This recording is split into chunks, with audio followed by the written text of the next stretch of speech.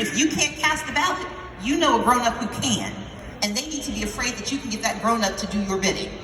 And I have a borrowed teenager who lives with me, and she's pretty good at that. Number two, you have to imagine better for America. Imagine better for yourself and your friends. And understand why it hasn't happened yet. This generation is the most connected generation ever. But for those of us who kind of disparage that, we've got to recognize they not only have access to more information than we did, that means they have to consume more information than we did. Imagine being bombarded with truth all the time. And so the second job of teenagers is not to be overwhelmed by the sheer scale of what you see around you.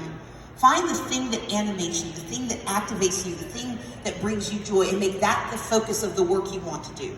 Find the problem that you think you can help solve and focus there. Don't allow the rest of the world and the mistakes that adults have made convince you that you can't make change. Not only can you, we are relying on you. And the third is to go find your friends. Don't do this alone. When I met Joy in that green room, it was a breath of fresh air to talk about this with someone who didn't automatically laugh at me. Because you gotta remember, 2014 saying Georgia was gonna go blue was not exactly something people believed. In fact, they didn't believe it until November 7th, 2020. But she was a friend. And when things got hard, or when she got her show and I needed to tell people what was happening, she was the person I could turn to. Your friends don't have to be famous, they just have to be true.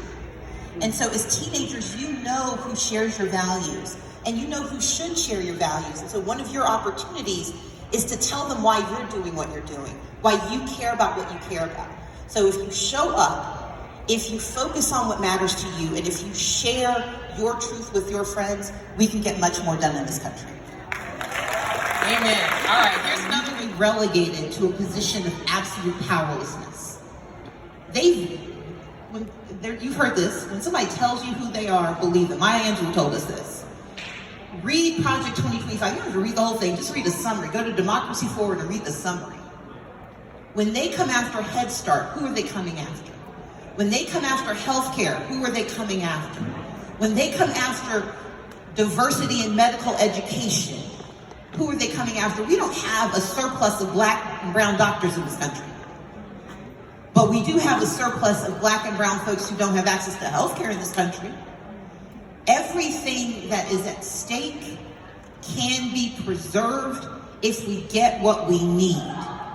And what we need is a leader who believes in us. And this is not a partisan space, but I am hyper-partisan in this. I have successfully worked with both parties. But what I will tell you is there is one party that actually sees me and has said that we will do things to help me. Voting is a selfish act. We like to talk about it in terms of community. Voting is selfish. People don't care about your politics, they care about their lives. Our job in the next 4 months is to connect the dots, because not everyone understands that the pain they feel in their lives not only happens in the governor's mansion here in Louisiana, it happens in Washington, D.C. But our ability to change the narrative and to preserve our opportunity for more happens in November of 2024. If we cede that power, if we give away that opportunity, if we grant them the imprimatur to tell us that we don't matter, that we do not deserve more, they will take us up on it.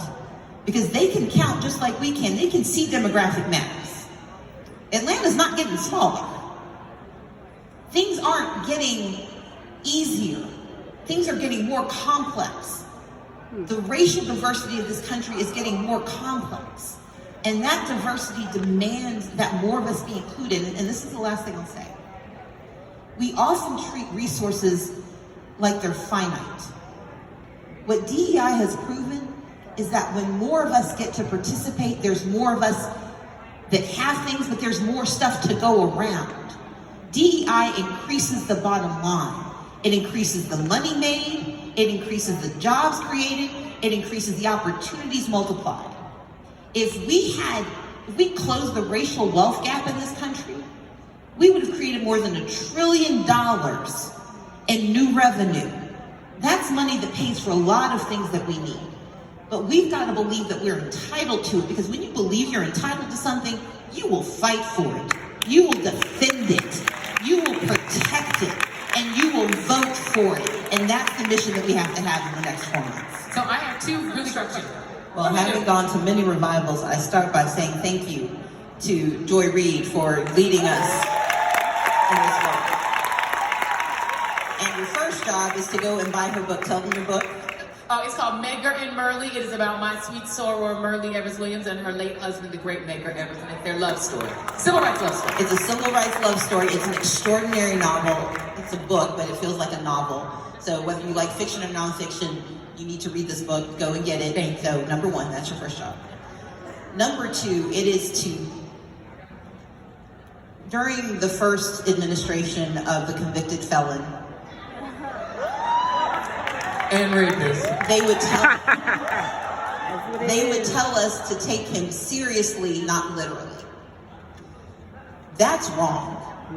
We need to take him seriously and literally.